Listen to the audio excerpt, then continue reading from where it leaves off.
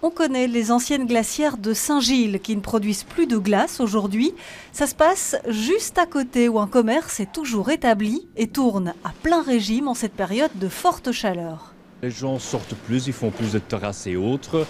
Ils ont besoin de glaçons, de la glace pilée aussi pour refroidir les bouteilles ou les consommations chez eux à la maison parce qu'ils font plus de fêtes. Et un deuxième effet, c'est que souvent les hôtels et restaurants, ils ont des machines chez eux dans leur établissement, mais avec la chaleur, ils fonctionnent beaucoup moins, ils sont beaucoup moins performants. Et c'est ici qu'une quarantaine de machines produisent des glaçons et de la glace pilée 24 heures sur 24 en cette saison. Des machines japonaises qui réalisent des glaçons transparents. D'abord, c'est le filtrage de l'eau, parce qu'il ne faut pas qu'il y ait des calcaires autres dedans. Et puis, quelque part, c'est une gaufre sur laquelle on aspire de l'eau.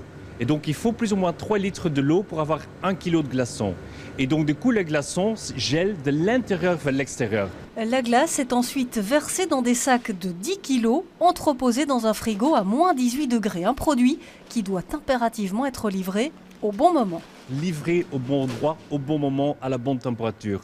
Quand un restaurant ou quand un café n'a plus de glaçons, sa terrasse est pleine, il ne faut pas dire je reviens demain ou je reviens dans 2 heures. Il faut être là au bon moment. Kuhn doit aussi faire face à des demandes originales.